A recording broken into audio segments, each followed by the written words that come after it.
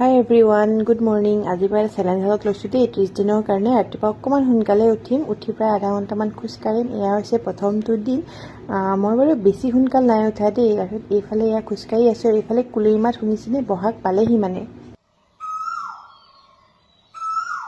কিন্তু জুবিন দা অবিহনেতো বহাগটো আধৰুৱাই। তাকে বোলো বাহিৰৰ পৰা খোজকাঢ়ি আহি মেলি এয়া ব্ৰাছ কৰিলোঁ, কৰি পটাপট লাগি গৈছোঁ টিফিন বনাবলৈ।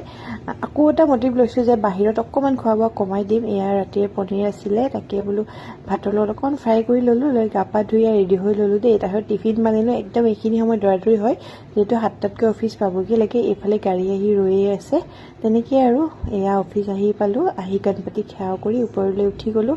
আহিয়ে পূৰা কামত লাগি গৈছোঁ দেই। তেনেকৈ আৰু ভিডিঅ' কৰা নহ'লে।